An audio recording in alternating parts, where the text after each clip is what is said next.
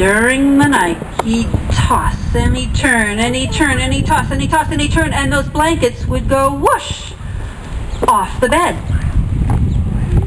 His mom would remind him every night, keep yourself tucked in, you might catch a cold. You never know what's going to happen if you don't have your blankets all tucked around you.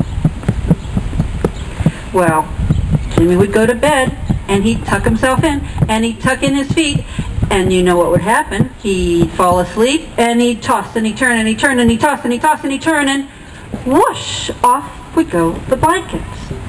Well, this one particular night, while Jimmy was sleeping with no blanket on him,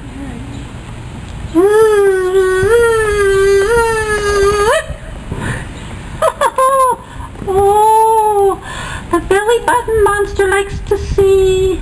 The belly button here just for me. I think the boy's name is Jimmy. And that belly button monster just reached down and plucked out Jimmy's belly button.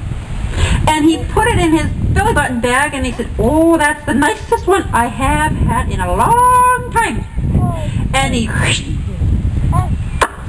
put the bag over his back and flew off. Well, when in the morning Jimmy got up, he didn't notice anything was different. He went downstairs like he usually did, poured himself a glass of orange juice, and what do you know? Right out from the space where his belly button used to be, all over the floor, there was orange juice. And he looked down and he thought, oh no, where'd it go? And, well, the good kid that he was, he cleaned up the kitchen.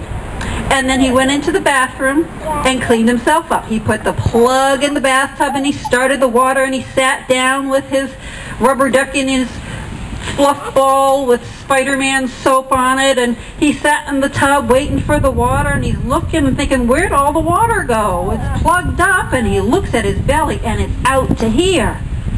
And he realizes, where'd all the water go? Into that hole where his belly button used to be. So he put his fingers on his tummy and pressed really hard, and the water shot out all over the bathroom. And he said, this is great! And he filled up his stomach again and then put his finger in there and held it, and oh, Dylan! And his little brother Dylan came waddling in, and he just loved his brother Jimmy, and he said, hi, Jimmy! Close your eyes and help me count. You can count to 3, right, Dylan? Okay. 1, 2, 3. Mom! Hey, that's really cool. Let's play belly button super soaker. And so they squirted his tummy out until the bathroom was soaking wet. But like the good boys that they were, they pulled out the towels and wiped down the bathroom. By now, Jimmy was getting pretty hungry. So he went in and put a Band-Aid over his tummy. And he ate all day long. And he was pretty tired of not having a belly button anymore. So that night, when he went to bed, he sat on the bed. And he said, if there's a belly button monster out there, I want it back. And what do you know?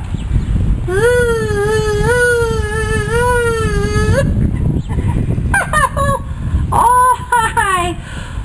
Oh, you just have the nicest belly button I ever did see. Well, I want it back. Oh, okay, I'll put it on your back. No, not there. Don't you know where it goes? Goes. What rhymes with on your nose? Ah, ha, ha, ha. No, can't you see? On your knee. Please put it back on my tummy. Ooh. Please. Oh, it's 12 times. And we all know the magic number in stories. 3.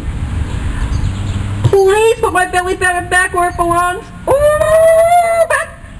You have to get it back. And so he took out the belly button and put it back in Jimmy's tummy.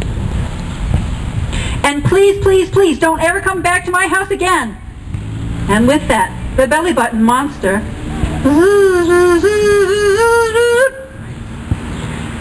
but I hear he's still out there flying around today.